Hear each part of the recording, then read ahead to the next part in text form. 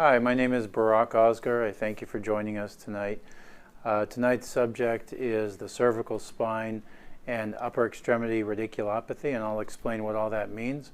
I'm a neurosurgeon and chief of the spine surgery program here at Hoag Hospital in Newport Beach, California.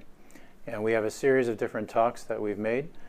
Please check out the website and the YouTube site for various lectures we've given in the past for different types of spine disorders, diagnoses, and treatments. So today's focus is the cervical spine. That simply means the neck. And we're talking about radiculopathy, which means the nerve is getting pinched and may cause radiating symptoms. Radiculopathy can happen in the neck, and it can happen from the lower back as well. When it happens in the neck and it goes down the arm, we call it upper extremity radiculopathy. When it happens down your leg, people often call it sciatica, or it's lower extremity radiculopathy. So tonight we're focusing on the cervical spine.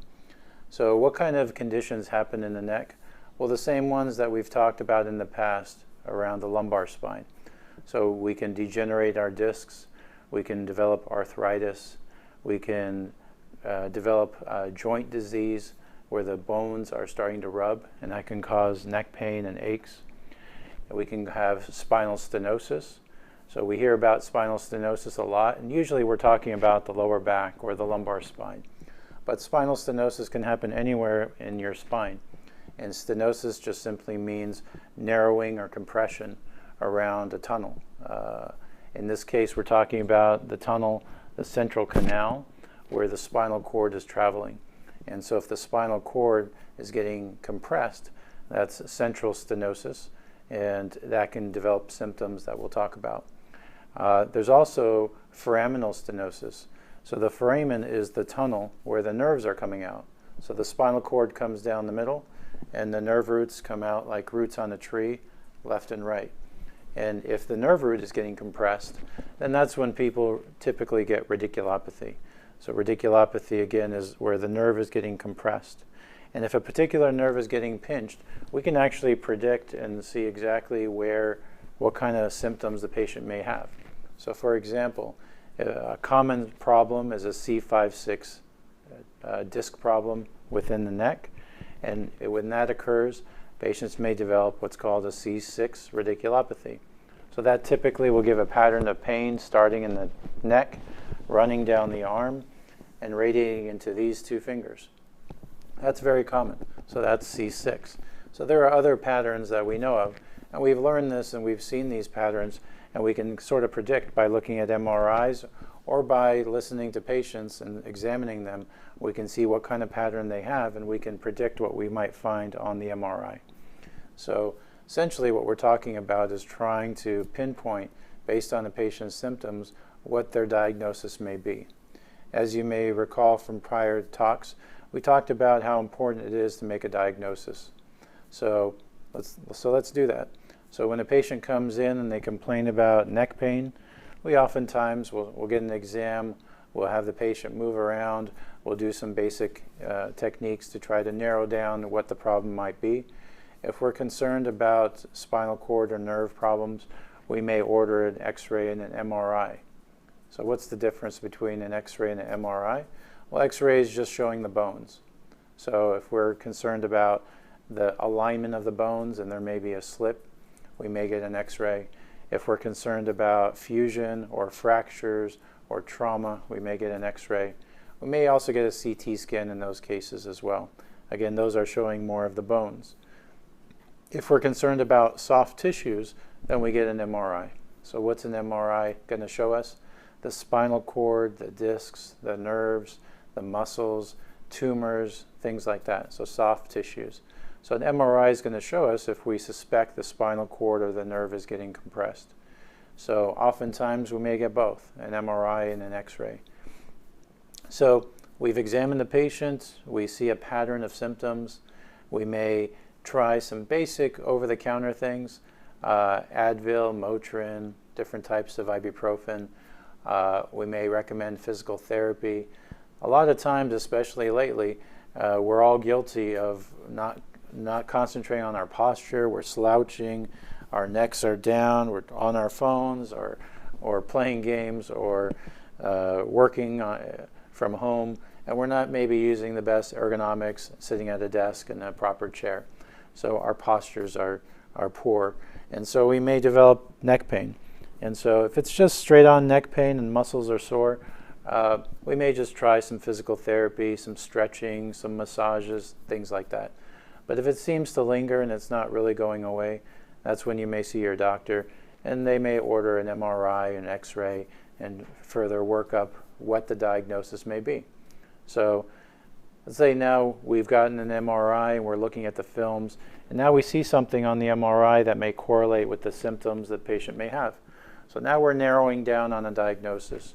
We may suspect that the patient may have a certain pathology, like a C5-6 problem we mentioned earlier, and it may give the pattern of symptoms running down the arm that we're suspecting.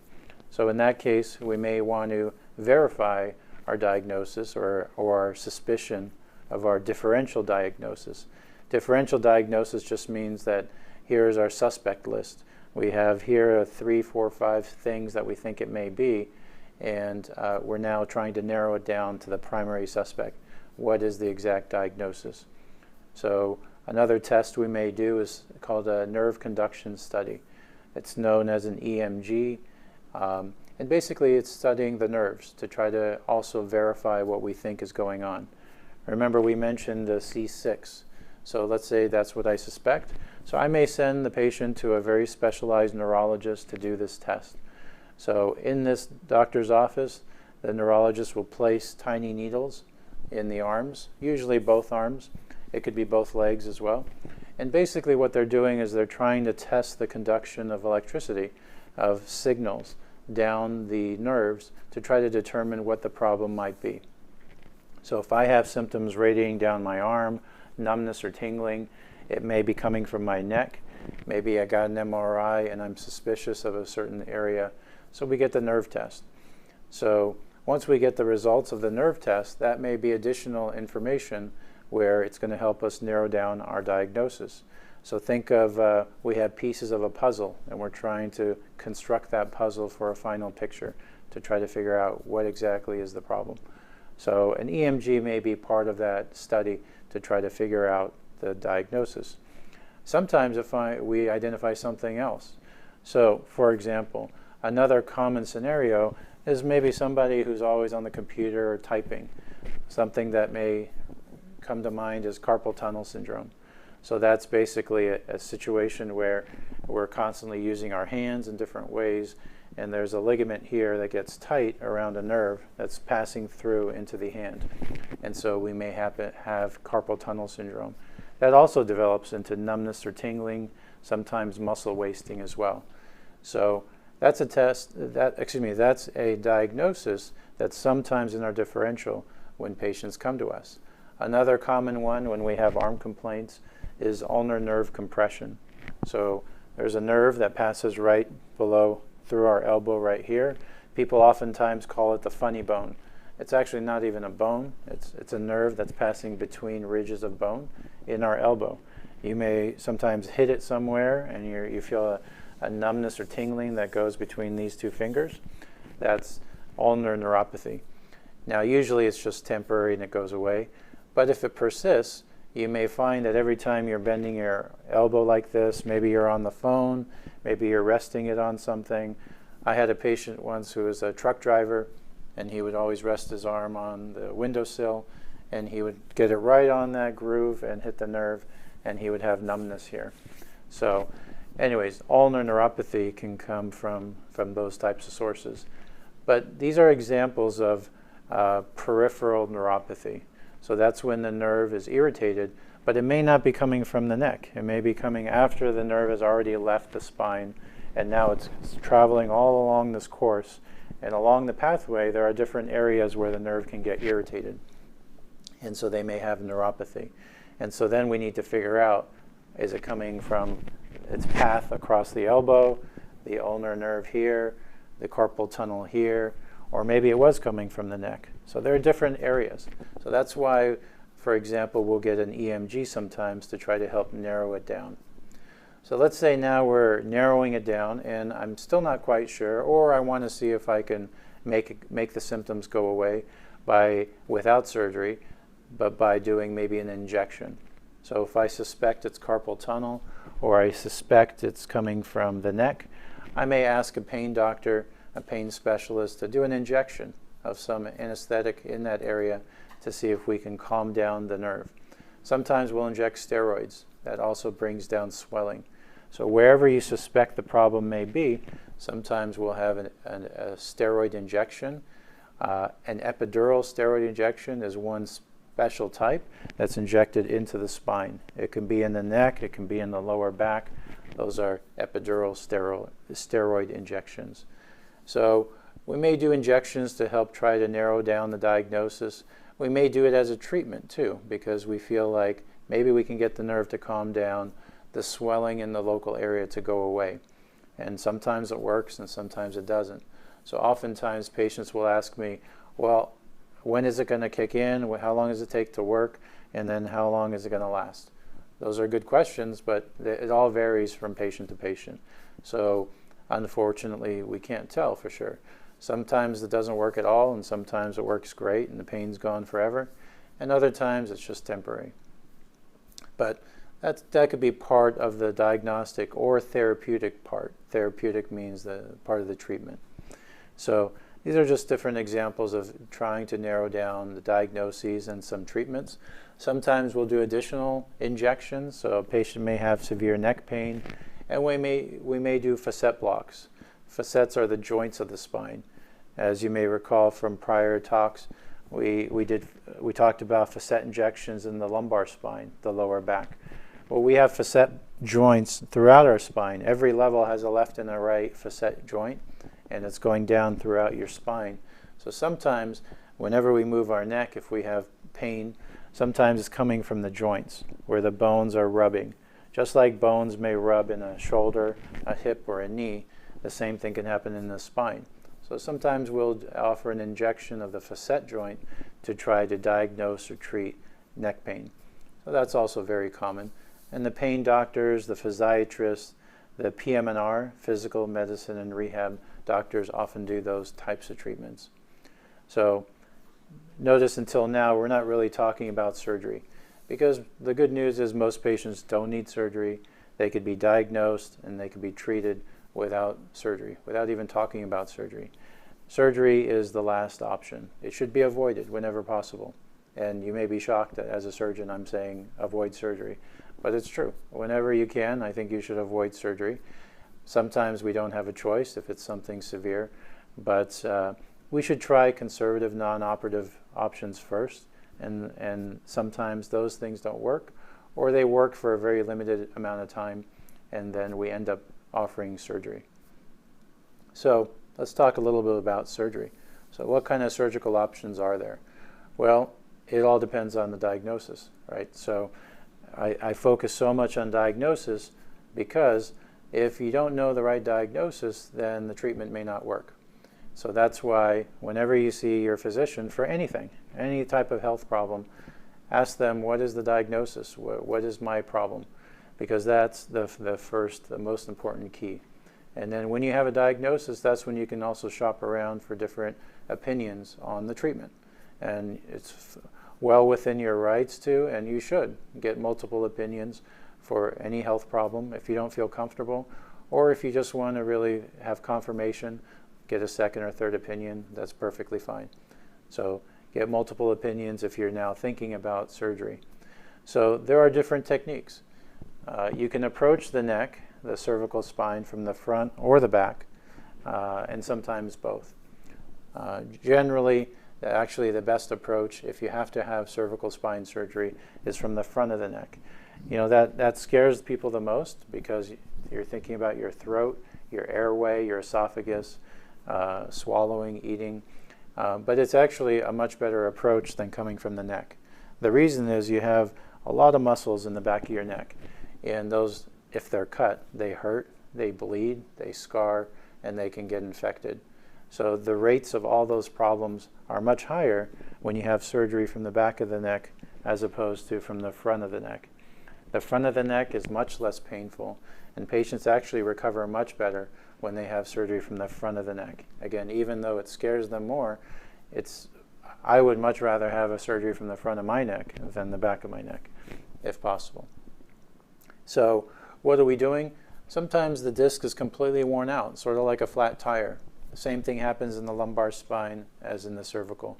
So sometimes the disc is all gone, bones are rubbing, causing neck pain, pinching the spinal cord, pinching the nerve.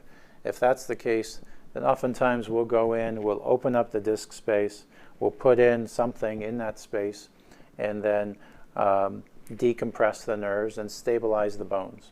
So what is that something we're putting in there? Oftentimes it's a spinal fusion. We're putting in little cages and putting on plates and screws. A fusion is where you're trying to stabilize two parts of bone, and bone is growing in between them to stabilize or strengthen a segment. For example, the C5, C6, like we talked about earlier. But another alternative is an artificial disc replacement.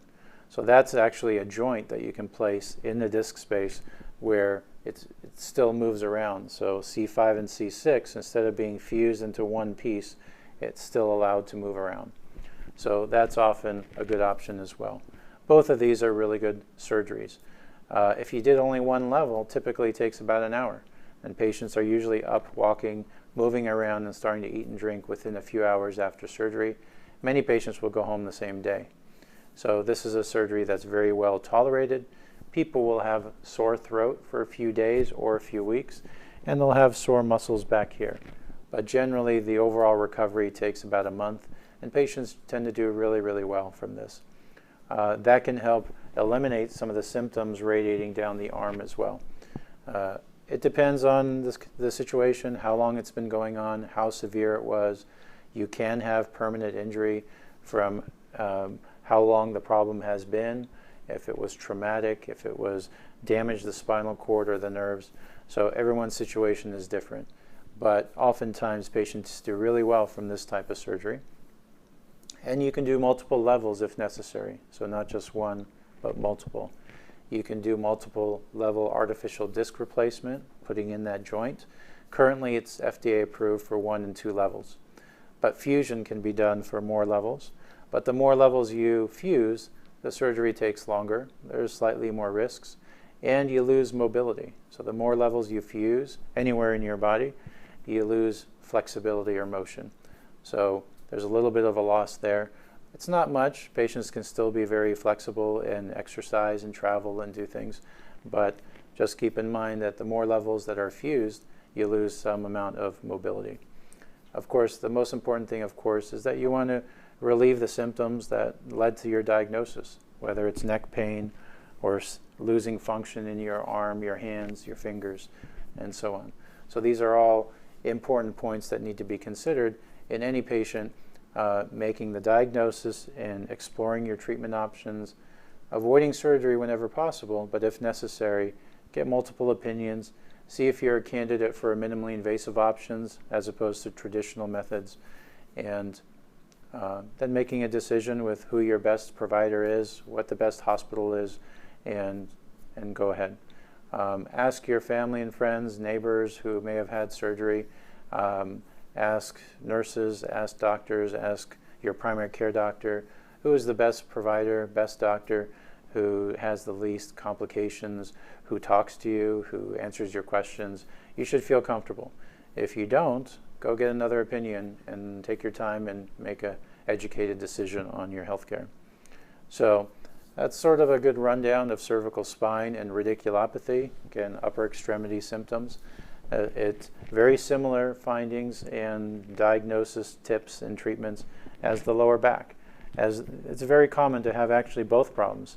Oftentimes somebody will have the same diagnosis in their lumbar spine and their cervical spine, and eventually they may or may not need treatment in both locations.